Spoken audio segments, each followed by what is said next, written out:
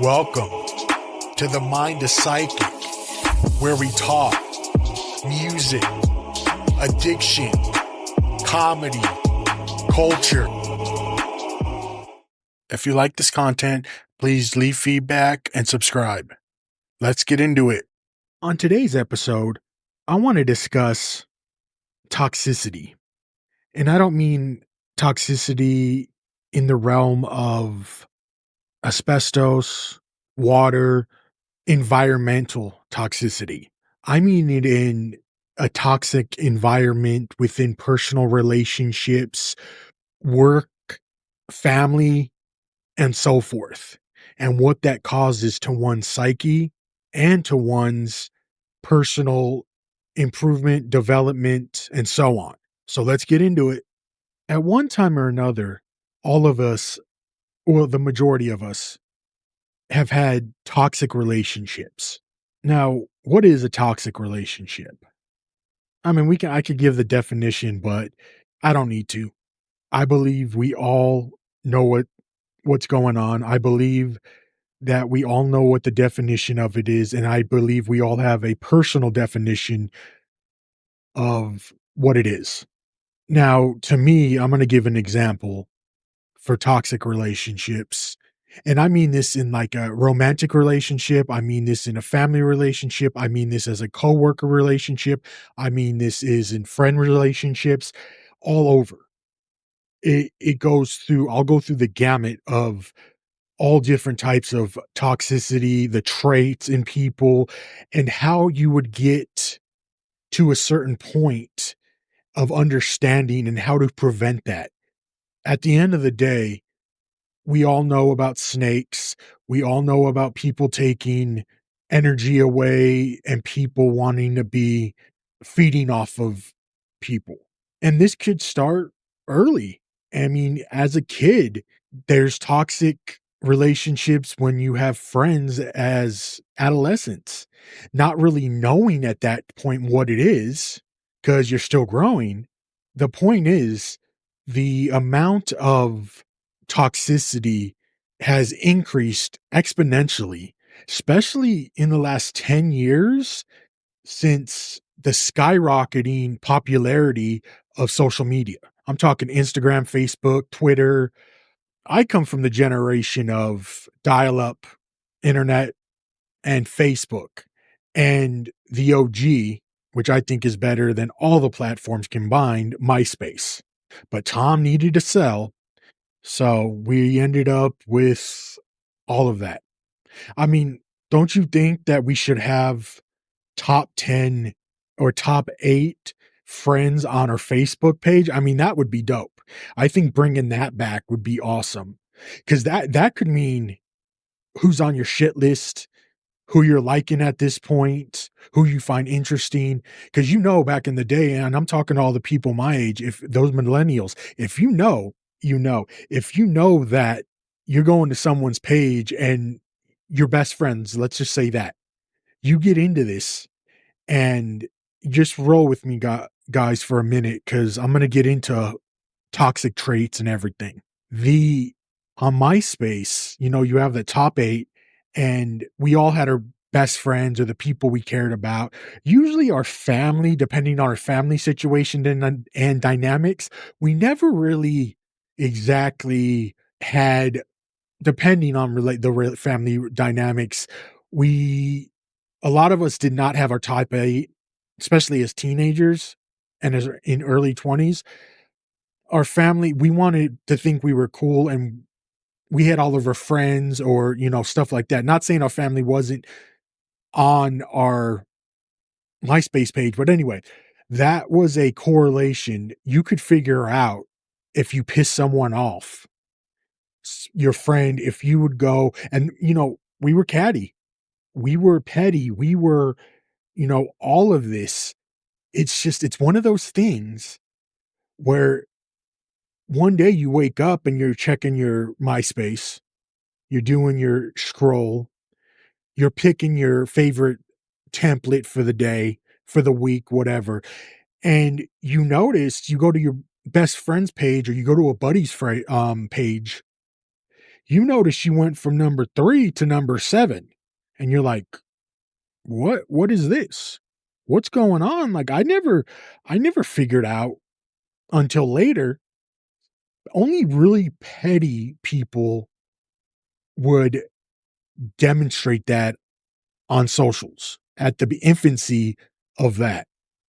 Most of the time, it was just, okay, either you really don't care about it and you just whoever, and these are the type of people that like didn't customize their page.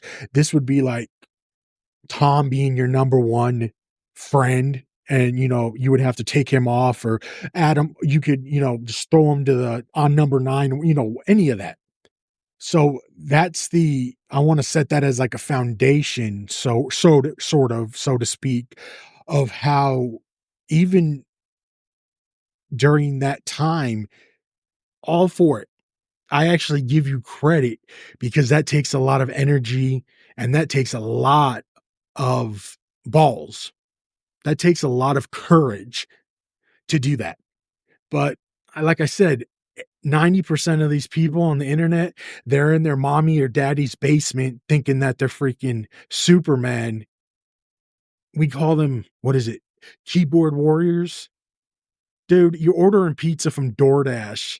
You're in your freaking, you're in your you're 60 years old in your Elmo Sesame Street shirt. Hey, I love Sesame Street. Don't get you, I'm not messing with Sesame Street. What I'm saying is there's a type of person out there, and we all know who they are, that they like to talk shit because they know that nobody's gonna know, it's not gonna affect them in the real life. They can turn off that, they can power down that machine, they can log off of that platform, they can do whatever is necessary because they can be 3,000 miles away, they can be 10,000 miles away, and they feel they're in the clear.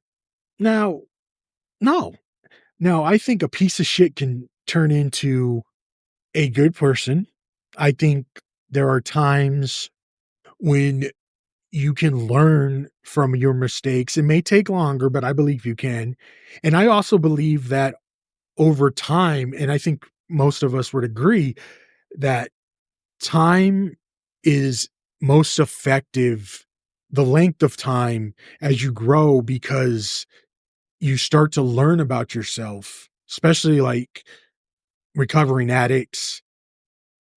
We start to learn and understand, getting different point of views and realizing what a piece of shit they were.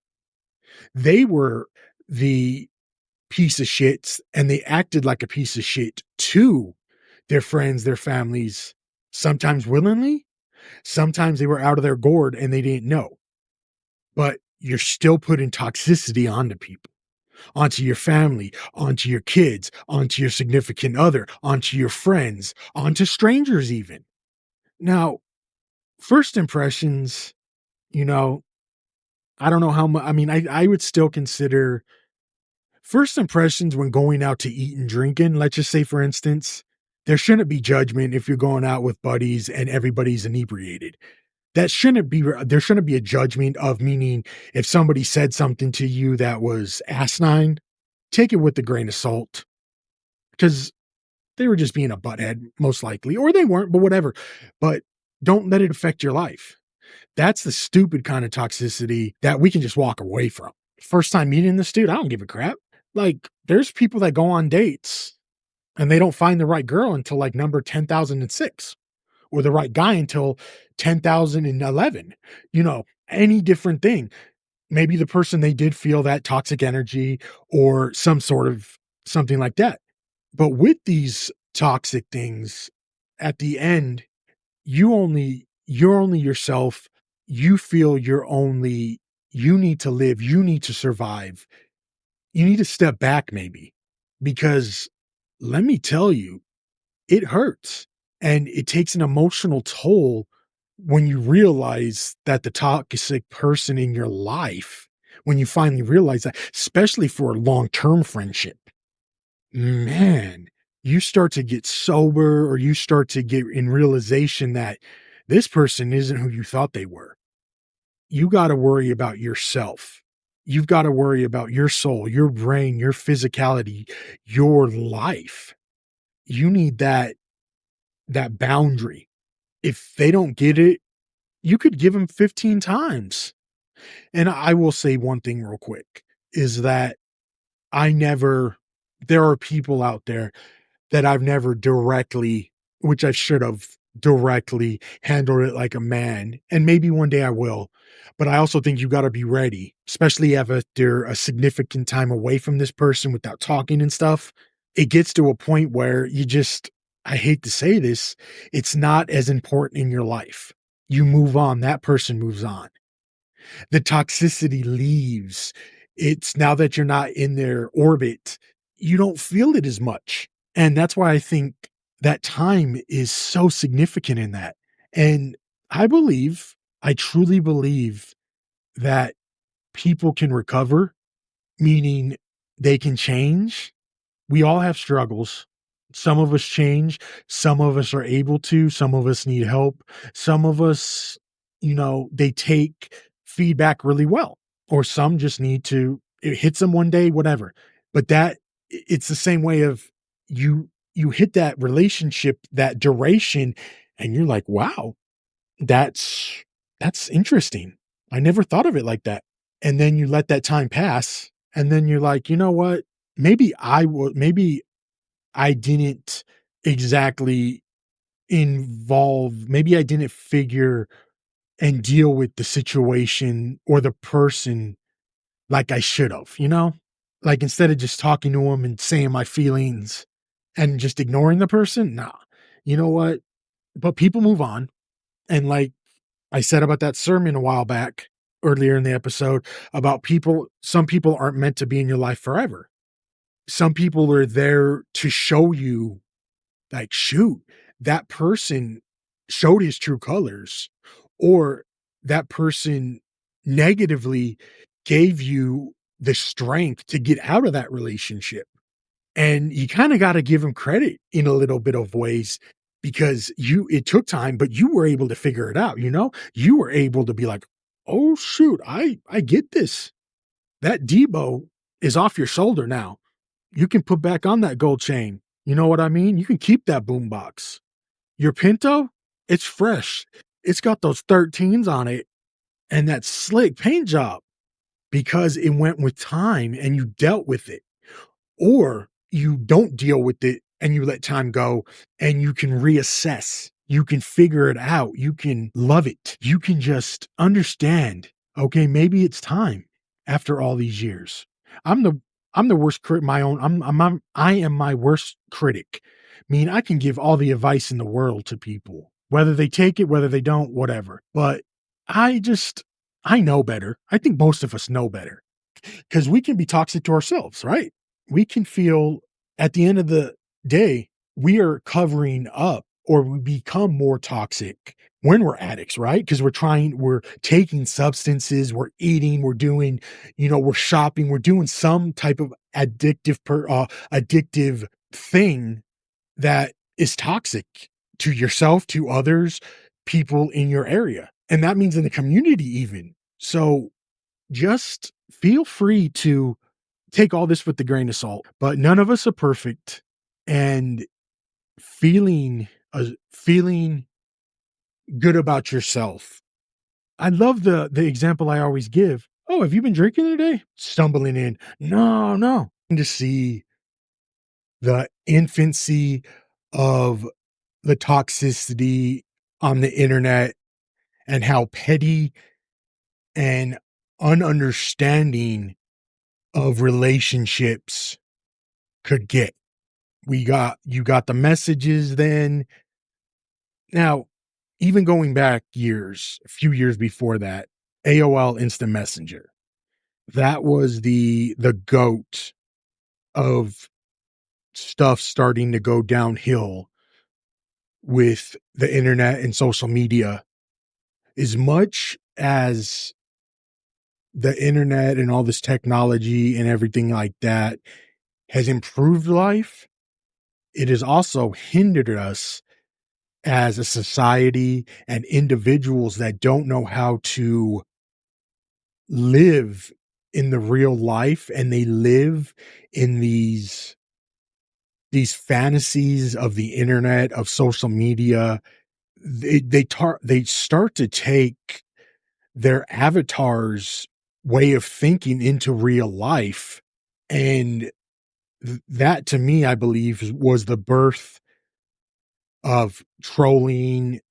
And over the years during the aughts, it just started to increase and increase and increase to the time of people just bullying other people just for the fun of it, or start posting stuff about friends or family members instead of leaving people and communicating. And I'm talking with like close knit, even acquaintances, family, friends. I'm talking with that kind of relationship. There should be communication 100%. And I mean direct communication. I mean sit downs. I mean, I would use, and this is me in the past, I would always use like I statements sometimes. I'm not saying always, which means basically this is how you make me, I feel, focusing on their actions and how they make you feel. You're you're basically telling them your perspective, and you're not going into the whole blaming game, and you're trying to have a middle ground. The issue though with, let's say, just random people on the internet, you're not going to have these direct communications. You're not going to have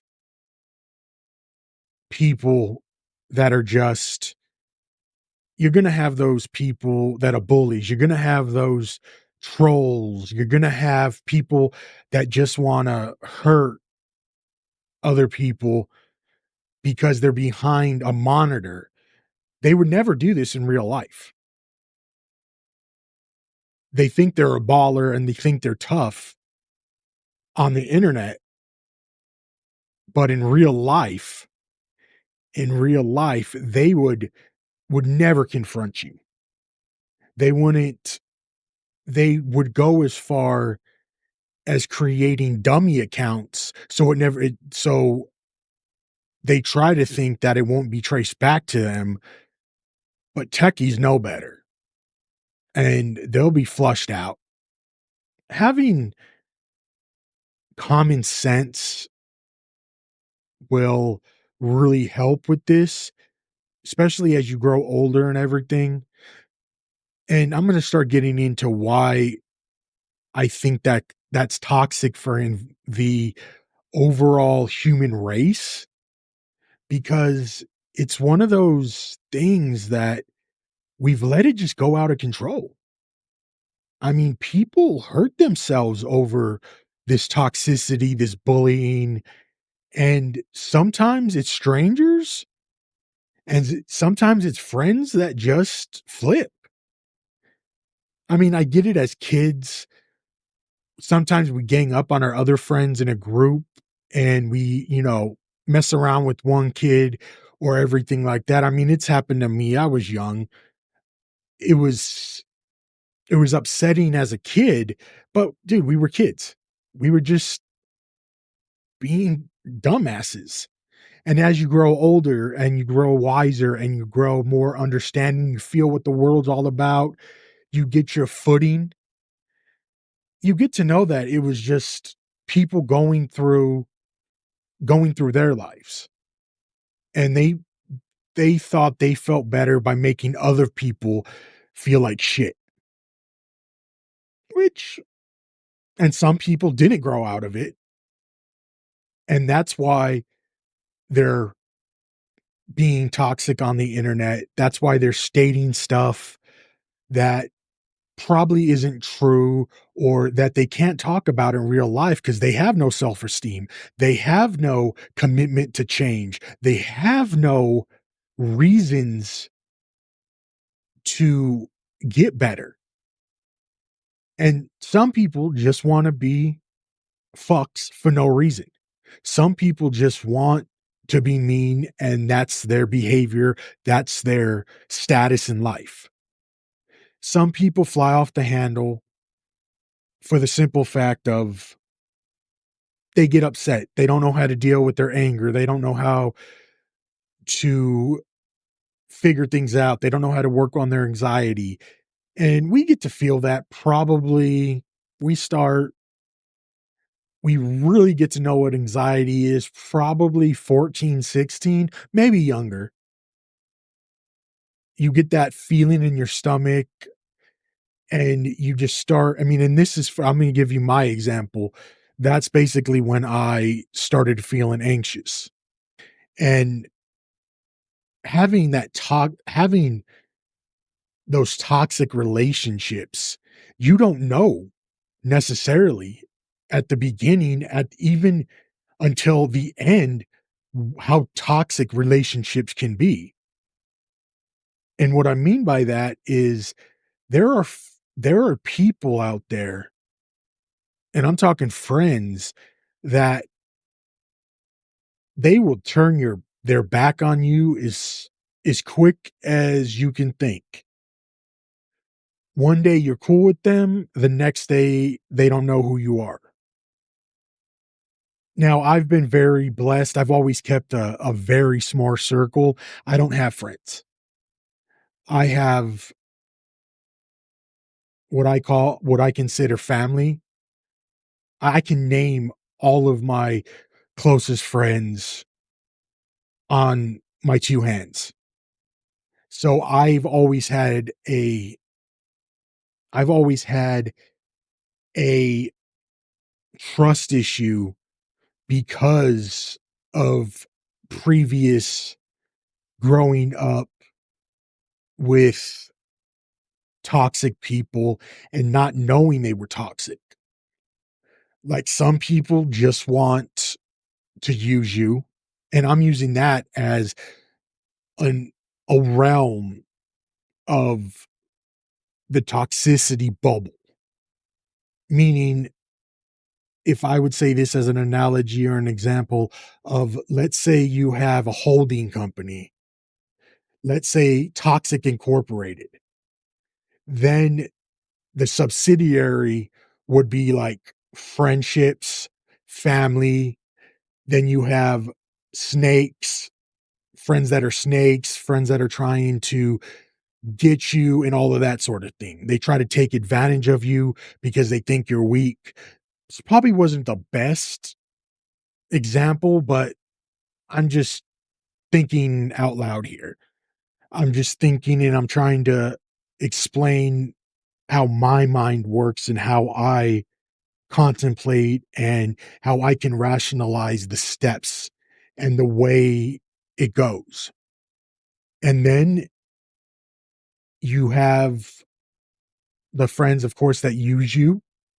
With you, they're so good at manipulation and fakery, they don't even know. I'm sorry, you don't even know. You think they're being cool, but in real life, they're talking all types of things about you.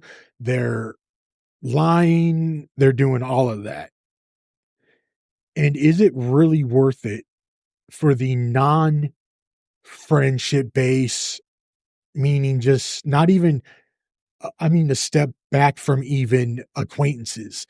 Is it even worth it to feel their negative, toxic energy? Is it even worth it to work it out? And I mean, the people maybe you say, let's say for the internet, for instance, you're most likely not going to meet these people. You could give two shits about these people, and they're just spewing all this hatred, all this negativity because they feel deep down like pieces of shit. They have a bad life, so they want to put it on somebody else so they think they feel better, but they really don't. It makes them feel worse. They can say it until the cows come home that it makes them feel better, but it doesn't. They're just an ugly person that has an ugly soul. And they don't, like I said before, they don't, number one, care, number one, understand, even if they're smart enough to grasp what they're doing. And then, of course, you've got the experts in that would do anything they can to get what they want and get ahead. I'm going to go back to the toxic relationships. Once you're realizing that, hey, this person is very toxic for me. Now, he could be great for other people. I was listening to a Hobson song, and the last minute was just, it sounded like a pastor talking, and he was giving advice. And one of the things he said was, some people are meant to go into your life and go out. Some people are meant for them to stay. Some people are there for 5 years. Now, not and it's that he also said not everybody's there for the long term. And it really got me thinking. I've listened to this song for years. It's the Hobson. He came out with like a series of songs over the years. And the songs, I'm going to pull it up right now because I think this is, and it's okay. So it was called The Ill Mind of Hobson. It was a series over probably like a decade, maybe even longer, of just awesome songs. He was talking about everything that affected him, all of his personal relationships, all of his business relationships, and how people, as he feel, people have screwed him and all of that. So it was a whole series of years of just him doing bar to bar, just gold. And I believe this was on either Ill Mind of Hobson 5, no, 7. And I'm sorry, actually, it stems back, the series goes all the way back to 2006, actually before 2006. So I'm messing up my years, but he's been doing it for a while. And this one came out, I believe, in like 2016. So it was 8, The Ill Mind of Hobson 8. So what I'm saying is that he was talking about how his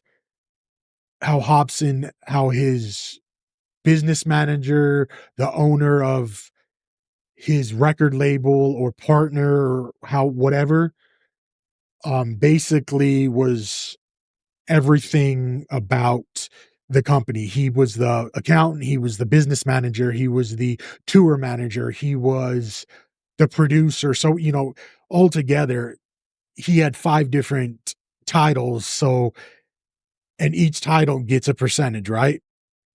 So he was like and this is a indie label. So he was taking X amount of percentages off of everything per artist. There was probably like 5 or 6 artists.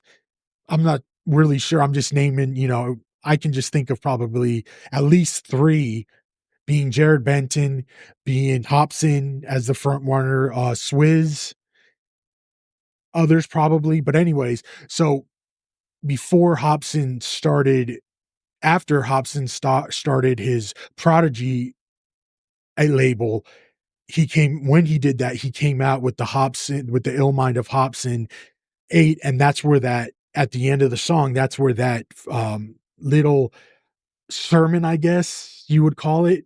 But it really, it has always stuck with me. And I mean, it has always stuck with me when it got, when I felt bad and I needed to listen to something. It gave me clarity because nobody, I believe, wants to lose friendships, especially in business relationships after you gain the trust and work on the relationships. Nobody wants to, it would be like working your butt off for your business and it all of a sudden going down the road, it goes bankrupt for either your fault or others being involved. You don't want to lose. You don't want that. But sometimes you need to have that talk and that self-reliance, that self-reflection of this person's bad for me. He may not be bad for somebody else. And I don't wish you any ill will, but people grow. And as you grow, you learn, you educate yourselves, you figure out, you're like, this person who I thought was my dearest of friends turned out to be a total snake and turned out to just not give a shit about your feelings. And this is after 16-year friendship. And this happens to a lot of people. This happens to a lot of people. Some wake up and understand it. And as an outsider, let's just say a friend group, they, the friends, they stop hanging out. They stop doing a lot of things with that individual. But then you want to be friends with everyone and you don't see through them because you're so, I'm not going to say enamored, but you think you're so connected to this person. And all you want to do is hang out with this person, almost to a codependency friendship almost. I I know that's not healthy, but let me tell you, after just thinking about it, I think you can be codependent on friends, especially if you cluster yourself with them, especially if you cluster yourself with them and you feel a sort of way that, and you hang out with them. What I'm getting at is there's no set duration that you're all of a sudden wake up and figure it out. It's not after the first, it's not after the second, it's not after the third. It could be 50 things later that you figure out, oh, this dude's been a fake our entire friendship. This goes into relationships romantic relationships as well. You think of this person early on as one thing, and then you grow, as we all do. You either you mature faster than your counterpart or somebody like that. You grow out of it and you need somebody that's more compatible to you. And that goes the same way with friends. With that being said, toxicity toxicity with the social media and everything, especially nowadays in 2025, people just will come out now and encourage other people on the internet, on TikTok, on Facebook, on Instagram, to do really heinous things to strangers that they have never met, that they've only heard about on the internet. They've never had a personal connection to this person. These people are just so diabolical. Like, what is going on in their head that they think it's okay? Okay, putting someone on blast is one thing, and talking shit on the internet is one thing, but when you go to the umpth degree and to the extreme by saying you should do this to no longer be on the planet, and they're saying it to their subscribers that you need to go out and do this to police or you need to do that. What in their freaking mind? Well, I know they're nuts. And I don't mean like a good type of nuts. I mean, these are sociopaths, psychopaths, and evil Satanists that would go to that extreme. Now, even if you would say that in like a common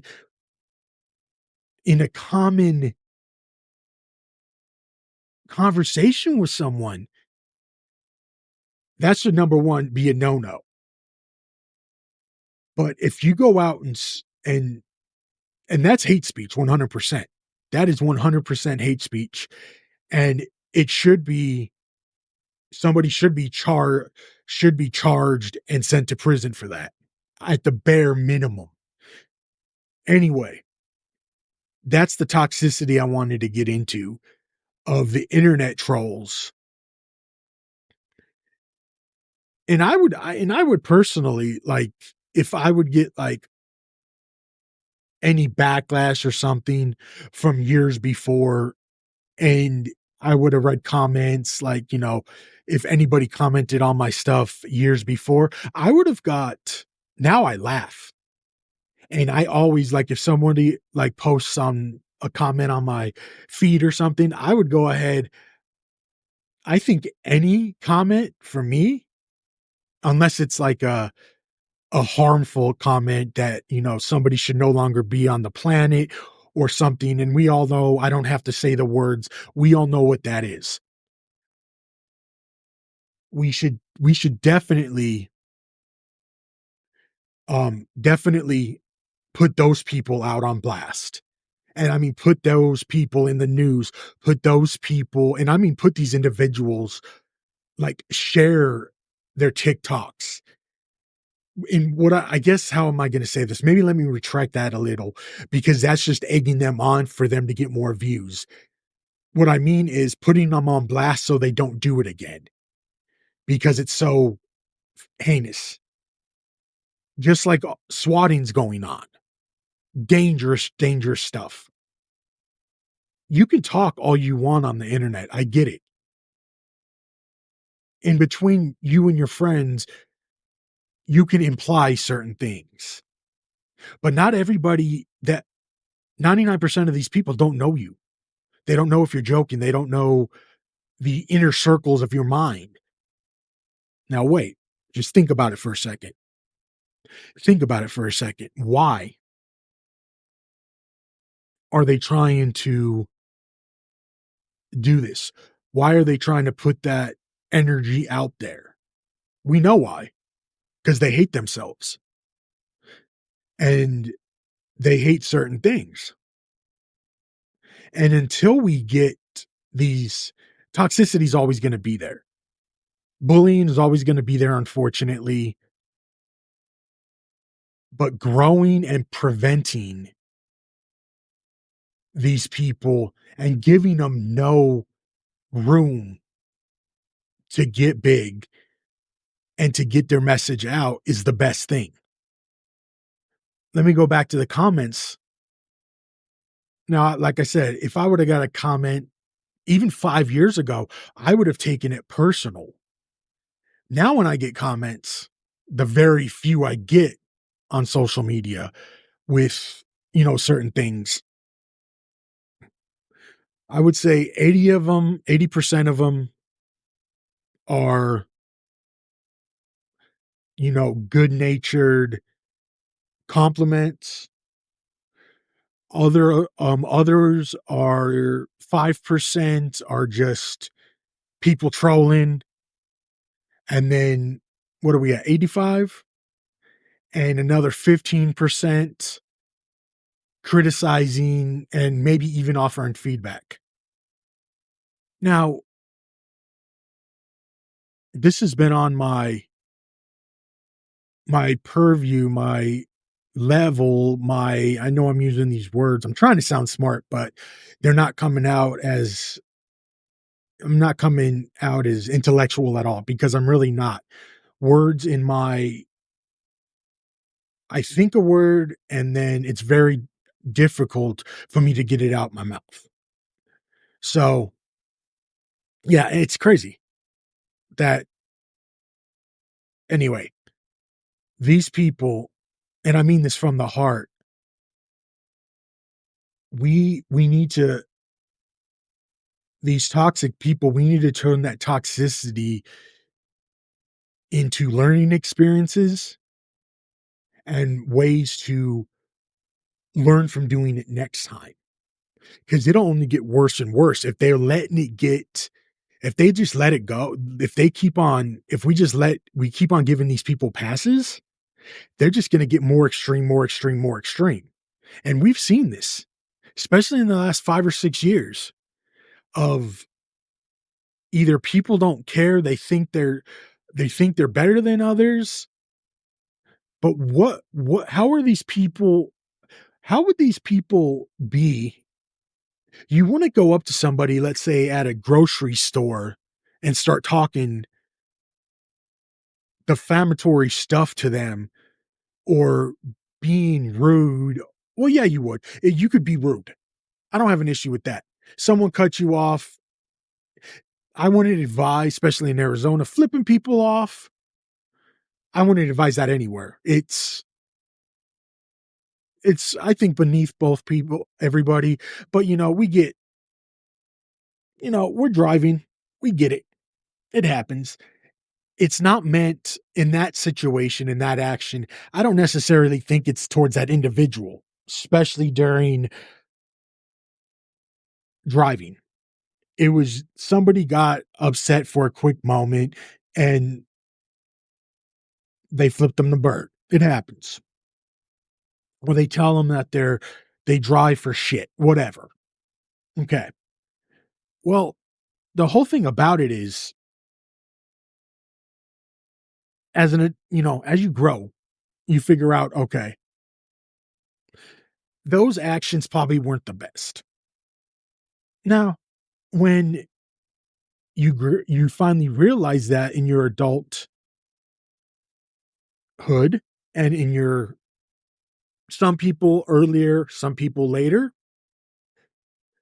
we figure out this toxicity and it could be short term, like literally it happens over, a period of one thing, like of course being cut off somebody or somebody trying to cut in front of you in line at like a store.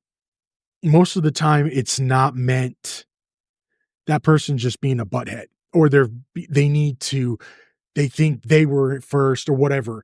They thought they maybe were superior. Who knows? There's all of these different levels and reasons of thinking of why somebody would do it. Maybe they're super busy and they're in a time crunch and whatever. That's not that big of a deal. And that's really what I'm talking about is that's human nature. But being straight up toxic and then environment and giving that off to the world, that can't continue to happen. I'm not saying we all need to be unicorn farts and love each other singing kumbaya to every single one of people you run into. That's not life. But what is life is at least if you screw up and you truly mean and truly feel sorry, state it. If you lash out at somebody, like let's say a friend, let them know like, hey, I was in a bad spot. I overreacted. I checked myself. And if they want to continue that friendship, cool. If not, you know, that's understandable why they don't, or they see a pattern. They see you doing that quite often. And then you have some dope friends that just understand that you're bipolar and you just go off without a hitch. And you guys know who you are. You friends in high school know who you are. And I'll love you dearly for the rest of your lives for always sticking by me. But years later, now I can laugh about it, and now that I'm still nuts, no doubt. I'll always be nuts, but I'm regulated now. Damn near 40.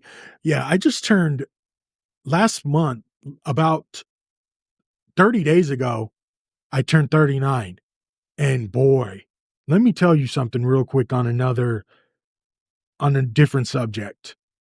My receding hairline, I'm letting my hair grow out right now just for the simple fact of I've actually been too lazy to shave it, because that's usually what I do. I shave it bald because I've been my hair has been receding since I was 18. And the funny thing about it is I remember my grandma and my uncles, I remember when I turned 18, my uncle's like, I know what they told me at 16. They're like, on your 18th birthday, we know what we're getting you. And these were my uncles. They're like, we're getting you Rogan. And I'm like, dude, shut up. Just because you guys went bald, I'm not going bald. Okay. I've got to say, real quick, listen to your elders.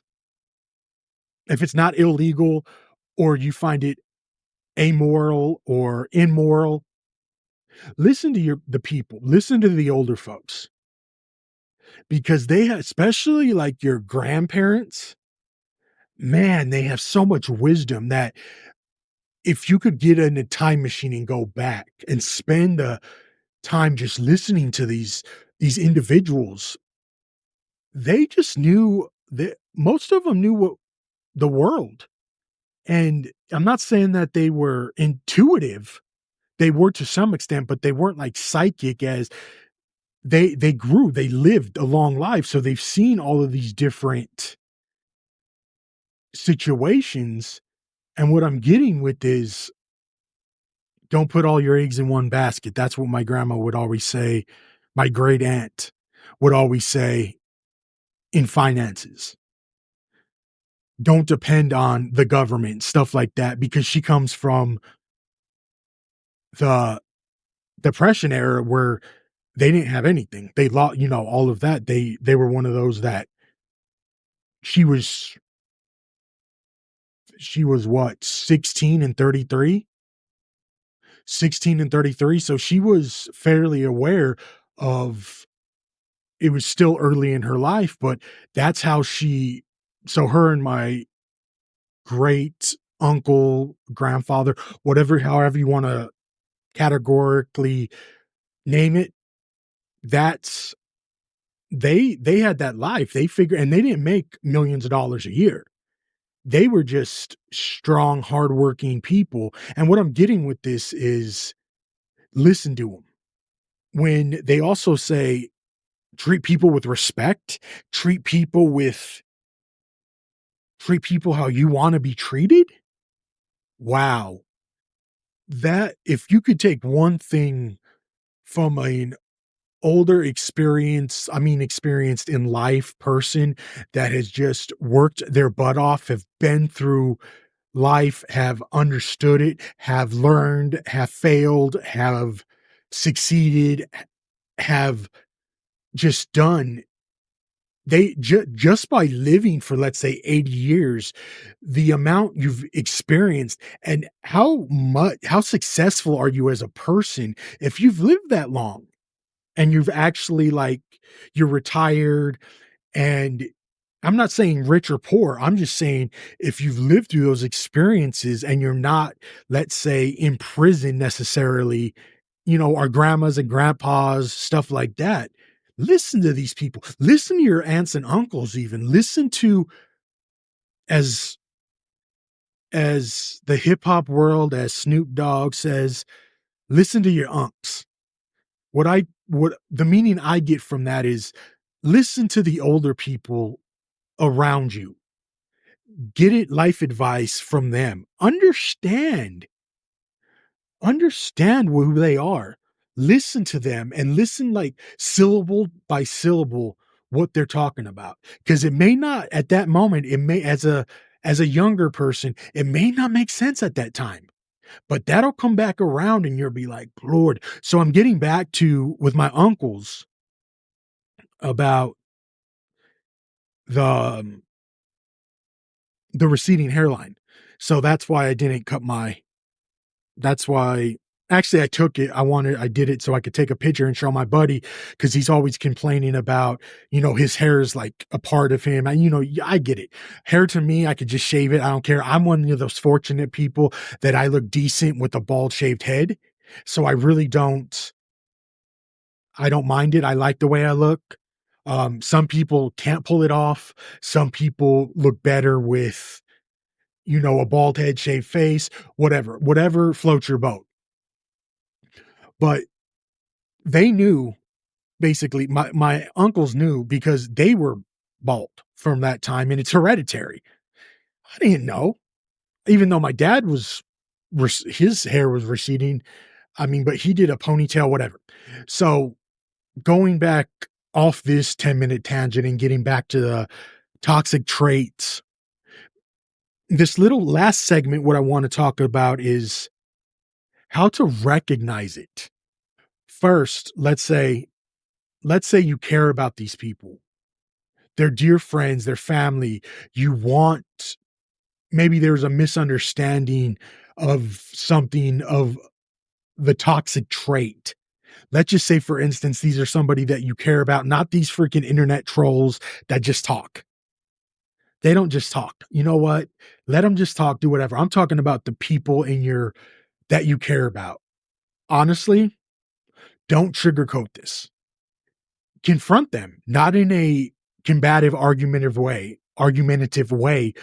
Address them, like as I mentioned in the beginning, address their behavior, like how you feel as I feel about how you said this and how I feel about it. You're showing that you're telling them how you feel and your feelings about this particular situation, this conversation, or their actions. You just talk to them. Honestly, you just talk to them and be honest. Look them in their eyes, call them on the phone. I would say if they're close to you, you're going to talk to them on the phone, FaceTime, in person, whatever. But just be like, tell them like, hey, I don't really want to bring this up because it's kind of uncomfortable, but you kind of did something.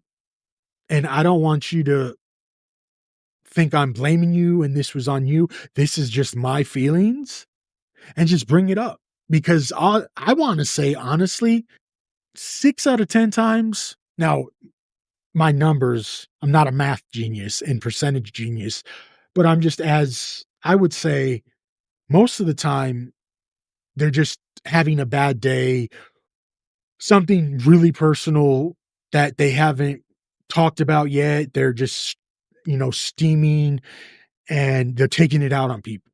And sometimes they're running through life with their focusers on, with their peripheral vision and just going straight ahead for their goal.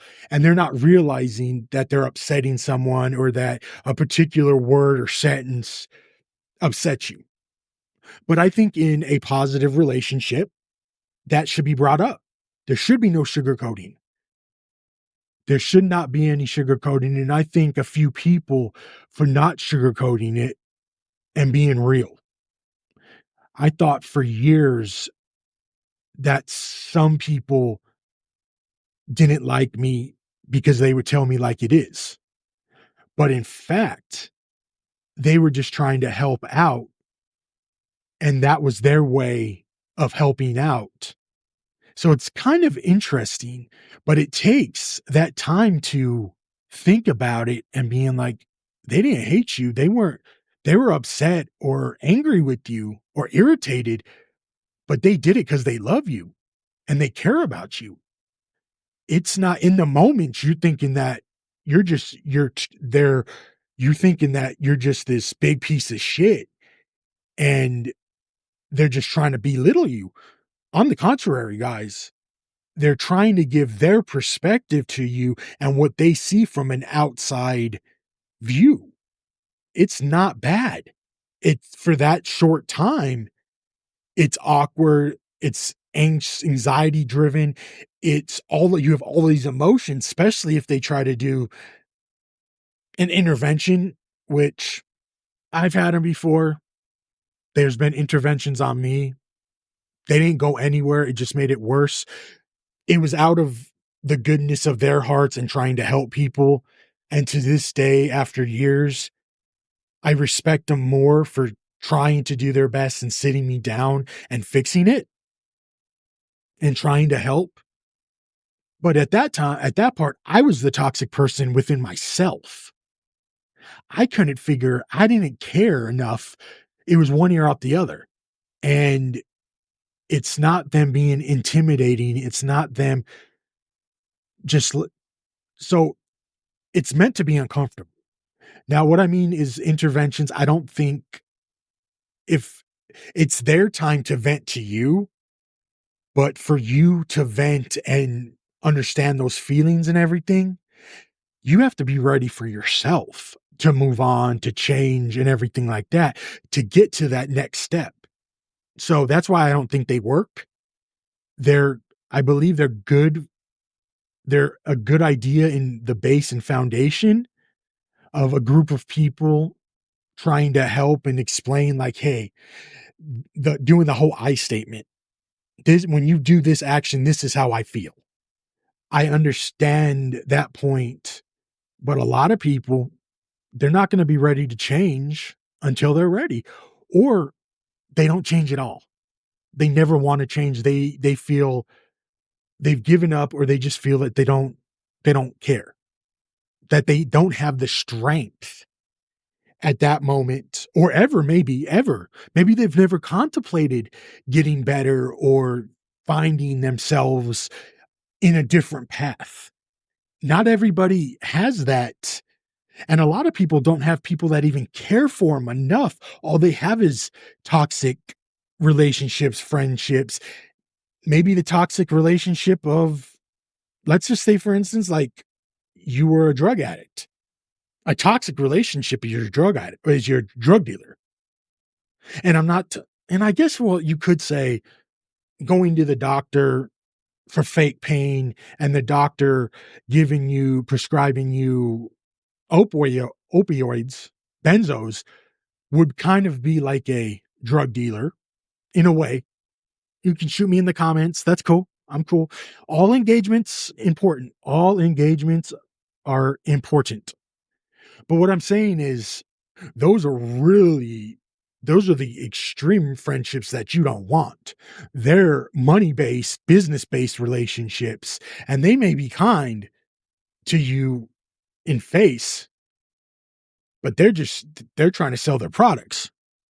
Just like, you know, an insurance salesman or a real estate agent trying to get that sale. They're trying to get that 6 to 8% to feed their family.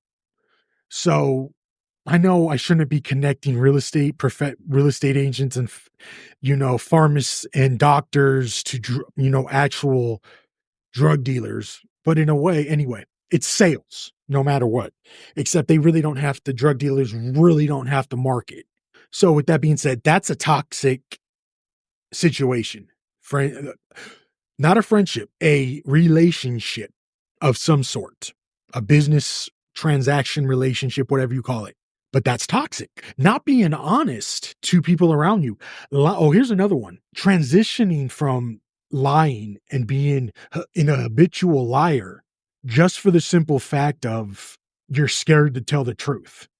Let's say, for instance, I'm going to give two examples. Maybe you're the type of person that lies.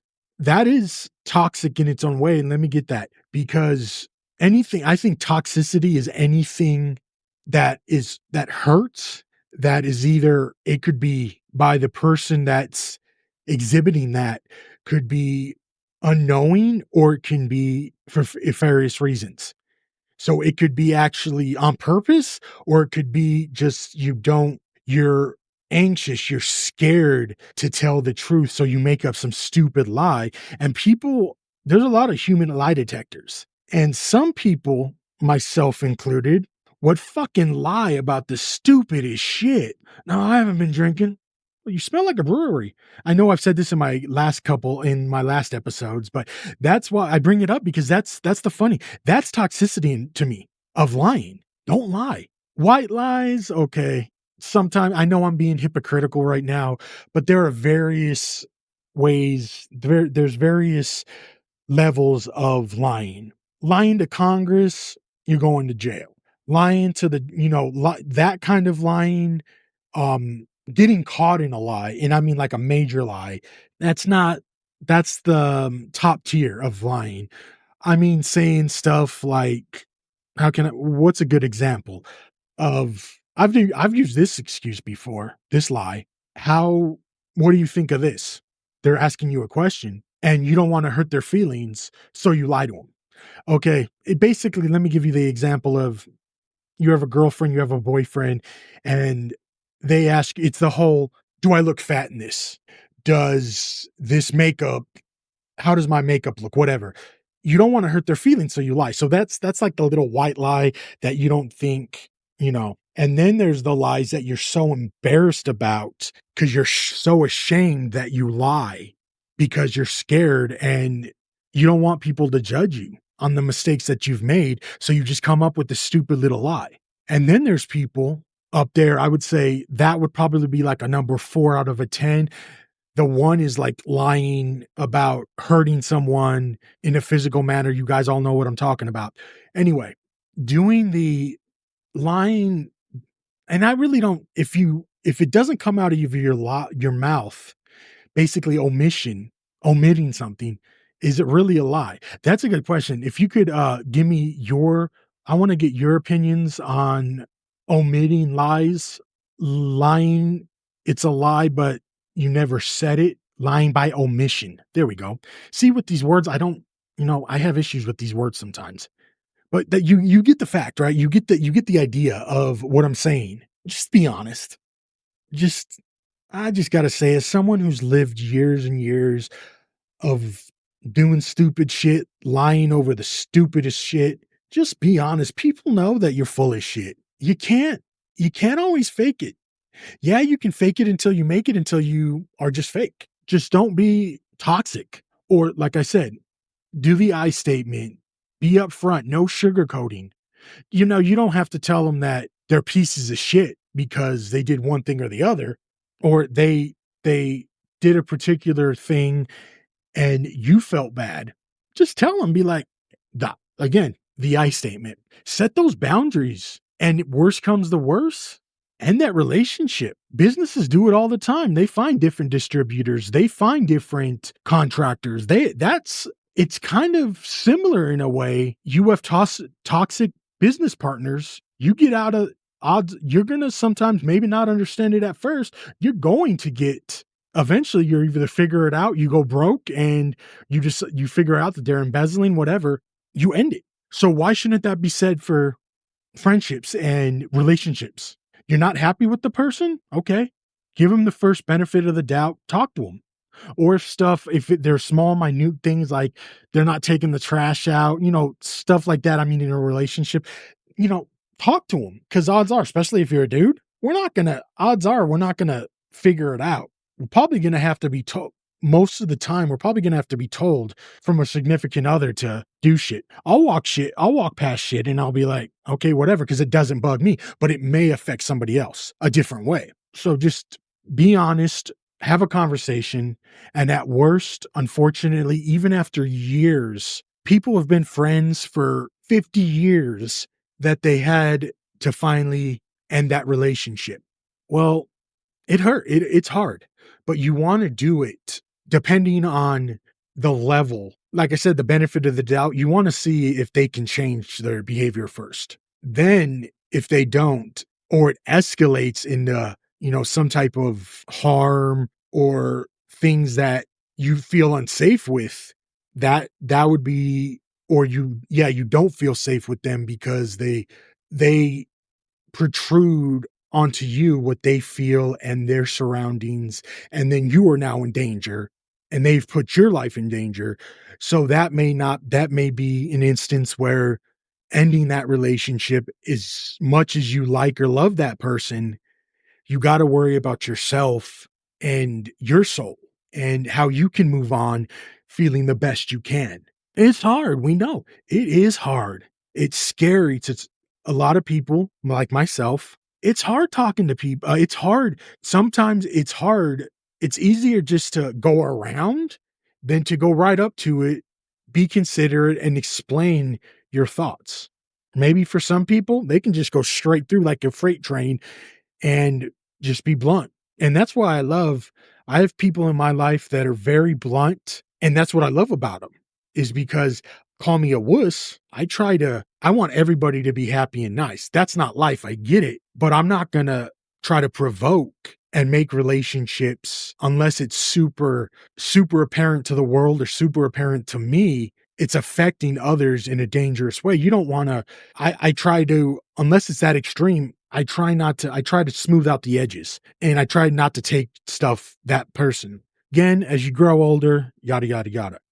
Bottom line, after this exorbitant amount of time of me just blabbering about toxic friendships, about internet trolls being toxic, about the internet being toxic, find it. Understand social media and the internet is not real life. You see somebody on the internet and they start blasting people. They're blasting people because they have that low self-esteem and they don't give two shits, or they give a shit, or they don't give a shit, or they're so pitiful and unwilling to see everything around them. Are they even human to a point? You don't know who's your comments and stuff like that. I will say one thing. The people that, if the select few that talk the same mess to a person's face standing in front of them with eye contact at a measurable, respectful distance and say it, the mind is psychic. I'm out. Thank you for tuning in. Please subscribe and leave a comment. You can hear me on all major platforms and socials under the Mind of Psychic podcast. See you next time.